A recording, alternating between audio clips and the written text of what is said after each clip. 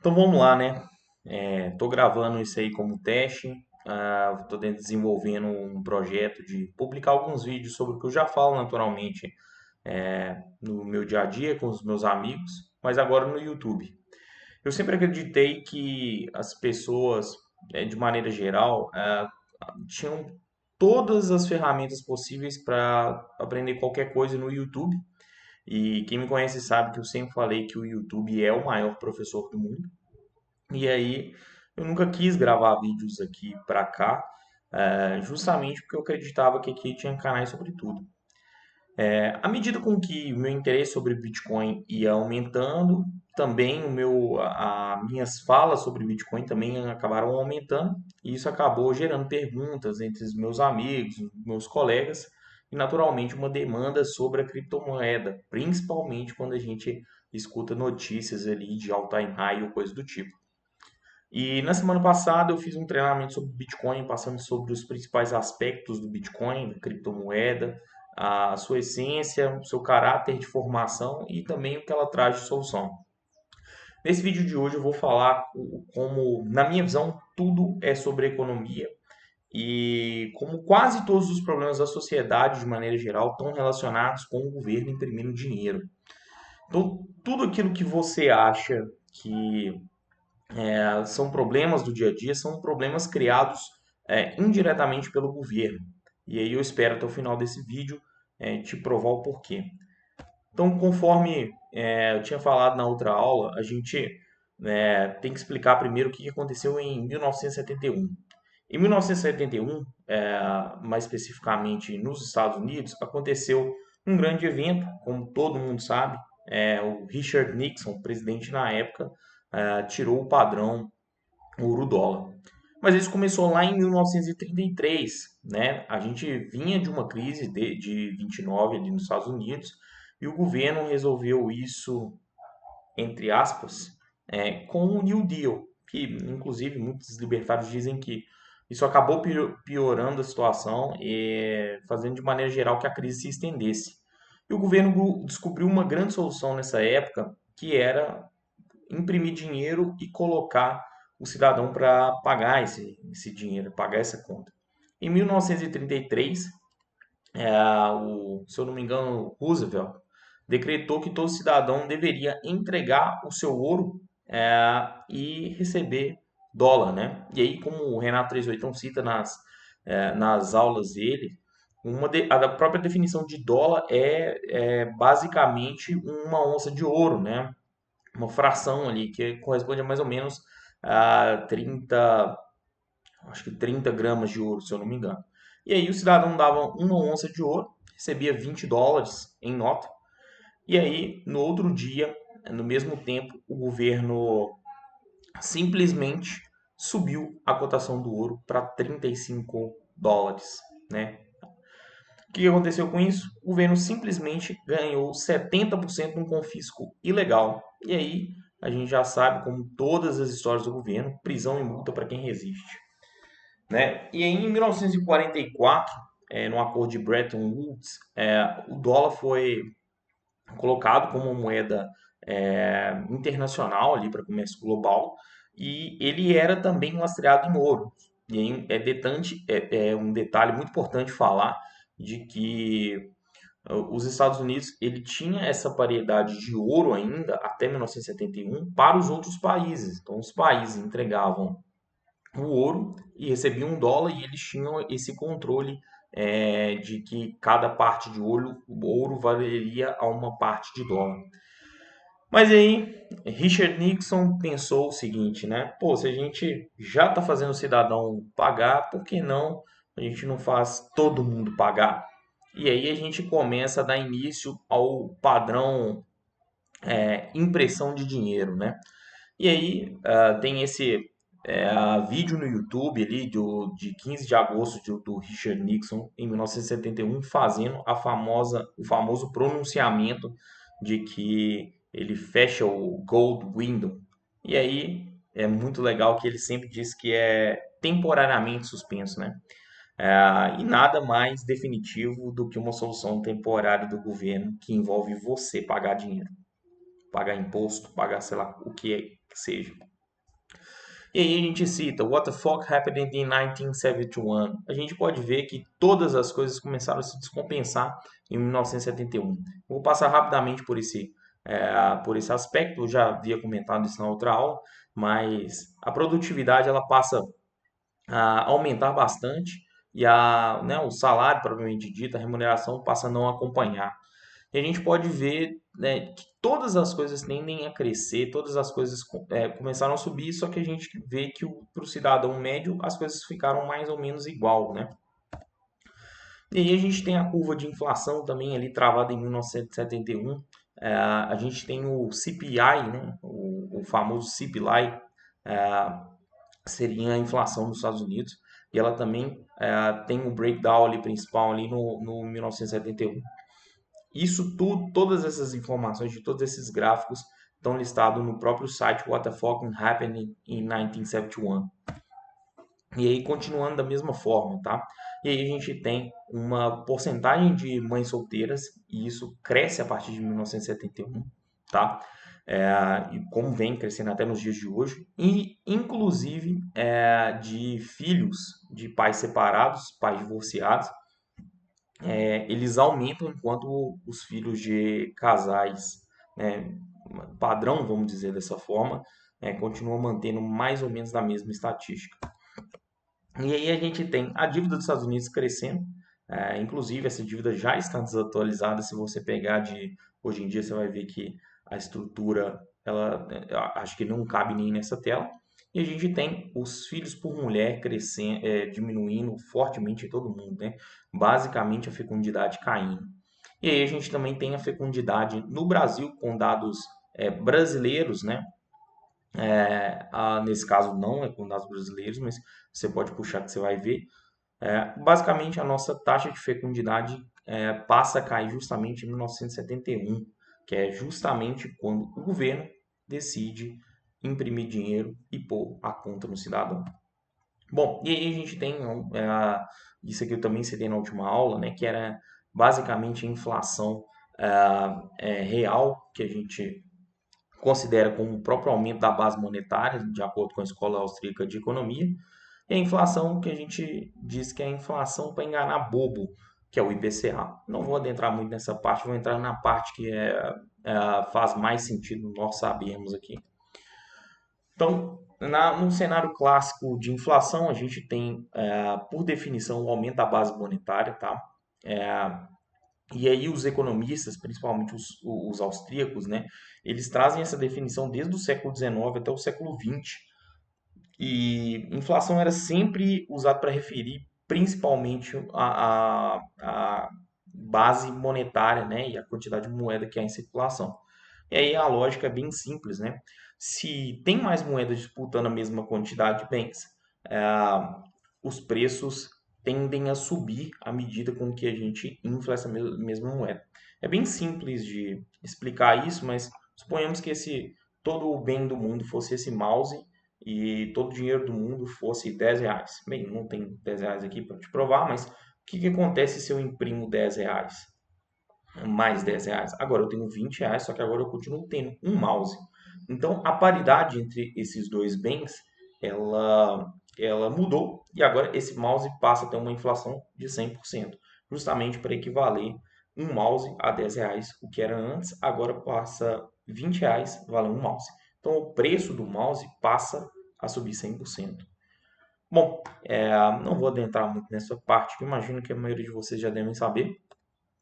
E aí a gente tem a inflação moderna, que é basicamente como os governos tratam hoje. É o aumento de IPCA, né, ou como nos Estados Unidos CPI, né, como eles chamam, que é um índice que basicamente vai te dizer como seria, entre aspas, a inflação. E aí esses índices ficam muito subjetivos, né, porque as pessoas passam a olhar menos para a impressão de dinheiro e o governo cria uma cesta de índice. Inclusive, eu não estou nem questionando o método, né? Porque se você conferir os cálculos, você vai ver que batem certinho. O que não funciona por trás é o conceito, né? O IPCA não captura todos os preços da economia, ele também não captura todas as distorções, ele não captura algumas coisas que podem ser de maneira mais brutal ali, por exemplo, como choque de oferta, imposto, subsídio, e esse tipo de coisa. Pois bem, isso a gente tem um dos maiores relações de como que o governo consegue acabar com a vida das pessoas a partir do momento que ele começa a imprimir dinheiro.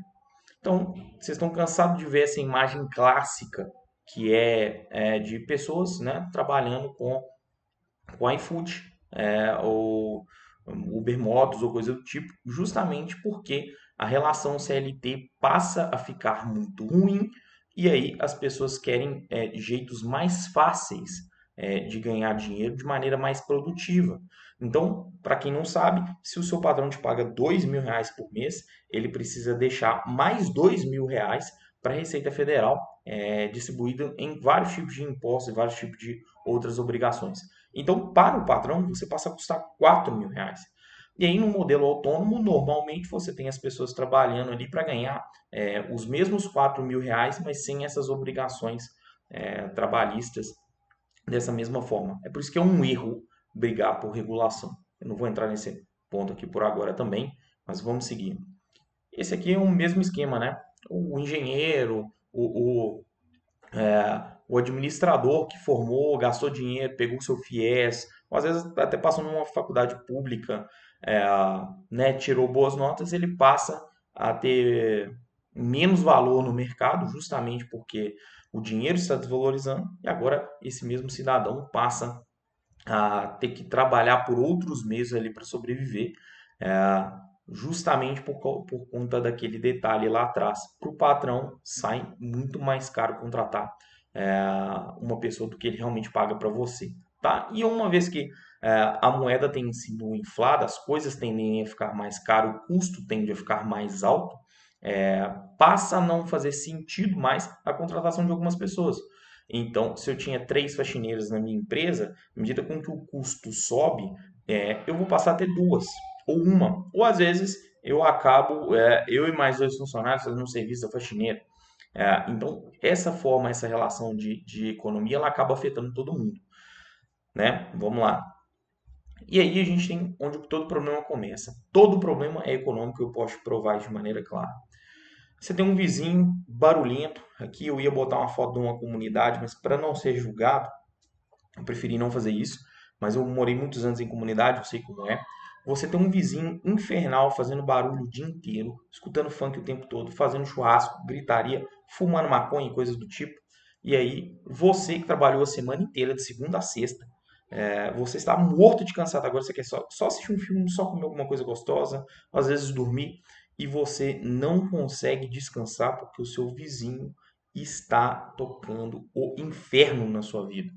E aí, eu te pergunto, como que você vive com isso? Se você não tem dinheiro, se você não tem conseguido crescer de maneira financeira, de forma financeira, você agora tem que aguentar esse cara todo final de semana que mudou para lá e você, para economizar dinheiro, precisa entrar nesse ritmo agora de não ter descanso, de apanhar né, no meio de semana no trabalho, no final de semana do vizinho e continuar se estressando o tempo todo. E aí, vamos lá. Um dos exemplos, né? O cidadão está sem dinheiro e ele precisa economizar.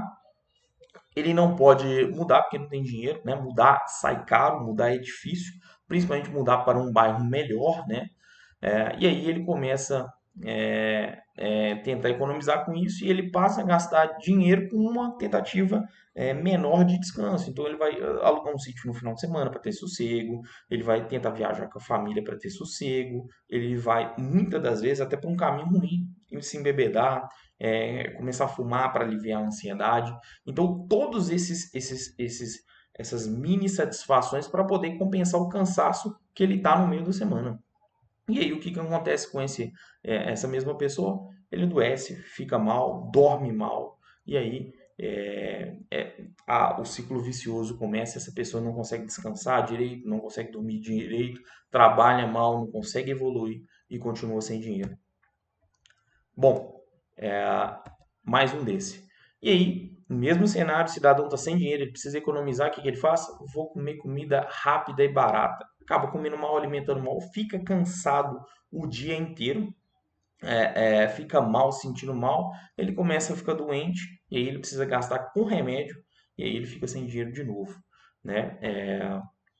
Especialmente porque se você tentou alguma vez na vida se alimentar extremamente bem, você viu que alimentar extremamente bem também é muito caro, tá? Preparar as coisas da maneira certa e comer bem é muito caro. Você gasta tempo e dinheiro fazendo isso.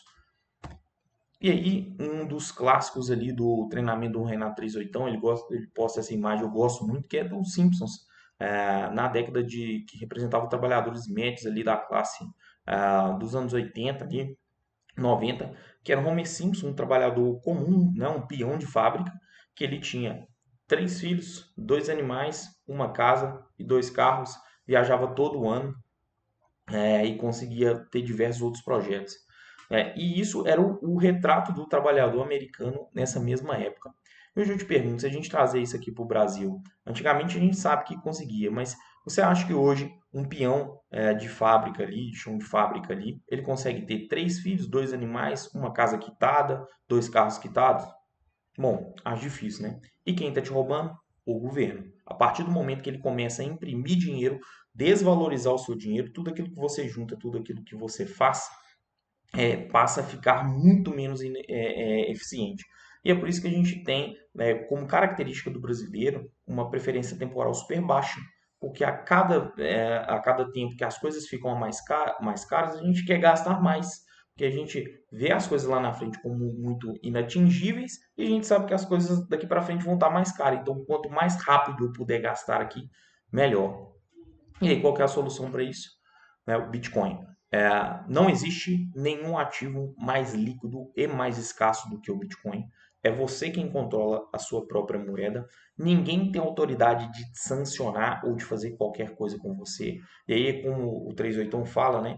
Nenhum tipo de autoridade consegue confiscar o seu dinheiro baseado inclusive nos próprios achismos deles, né?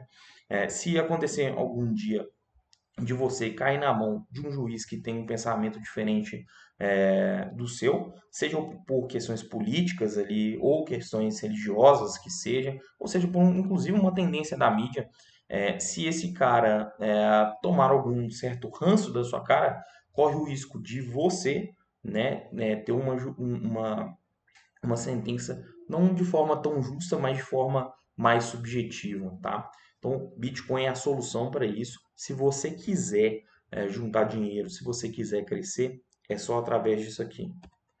E aí, como eu disse, não existe nenhum ativo mais líquido e mais escasso ao mesmo tempo, né? A gente tem o governo ali. Inclusive, esse dado dos Estados Unidos imprimir 40% dos dólares de 2020 a 2021, na época que isso estava acontecendo, era 25% dos dólares, um quarto de todos os dólares já feitos no mundo, ele foi impresso nos últimos 2 anos.